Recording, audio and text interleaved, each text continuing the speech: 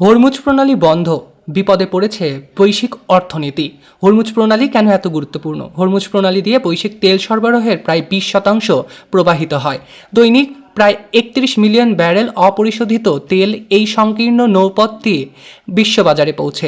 মধ্যপ্রাচ্যে যুদ্ধের আশঙ্কা বাড়তেই পারস্য উপসাগরকে ওমান উপসাগর এবং আরব সাগরের সঙ্গে যুক্ত করা এই পথটি এখন বৈশ্বিক অর্থনীতির মধ্যে সবচেয়ে বড় ঝুঁকির কেন্দ্রে পরিণত হয়েছে। বিশ্লেষকদের মতে পরিস্থিতি স্বাভাবিক না হলে আগামী 20 দিনের মধ্যেই মধ্যপ্রাচ্যের সিংহভাগ তেল খনিতে উৎপাদন বন্ধ হয়ে যেতে পারে। সরবরাহ সংকটের প্রভাব এরই মধ্যে বৈশ্বিক অর্থনীতিতে স্পষ্ট। জ্বালানি ঘাটতির কারণে বিশ্বব্যাপী মুদ্রাস্ফীতি 4% বেড়ে গিয়েছে বলে আশঙ্কা করা হচ্ছে। একই সঙ্গে এলএনজির দামও বাড়তে পারে প্রায় 85% পর্যন্ত। আর অপরিশোধিত জ্বালানির বাজার তো দামের বাঁধ না মেনেই এগিয়ে চলছে। এই সংকটের সবচেয়ে বড় ভুক্তভোগী দেশগুলোর মধ্যে একটি জাপান। দেশটির আমদানি করা তেলের প্রায় 85% আসে হরমুজ প্রণালী হয়েই। ইতিমধ্যে টোকিওর আনুমানিক আর্থিক ক্ষতি ছড়িয়েছে $250 বিলিয়ন।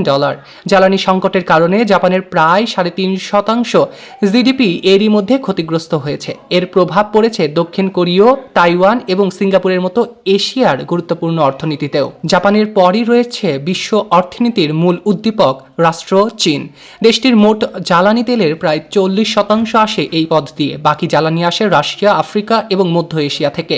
হরমুজের সরবরাহ বন্ধ থাকলে চীনের পেট্রোকেমিক্যাল এবং বিদ্যুৎ খাতে উৎপাদন প্রায় 40% পর্যন্ত কমে যেতে পারে। সংকট টানা 3 মাস চললে দেশটির জিডিপি প্রবৃদ্ধি 5% থেকে নেমে আসতে পারে 3.5%।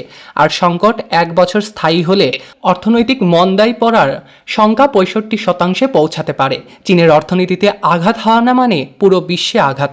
যুক্তরাষ্ট্রের সঙ্গে চীনের বাণিজ্য কমে দাঁড়াতে পারে প্রায় $450 বিলিয়ন। ইউরোপের সঙ্গে কমতে পারে $350 বিলিয়নে। বৈশ্বিক আমদানি রপ্তানির সূচক কমতে পারে প্রায় 26%।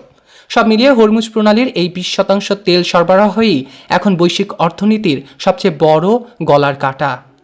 সৈকত আহমেদ নূর, প্রতিধ্বনি নিউজ।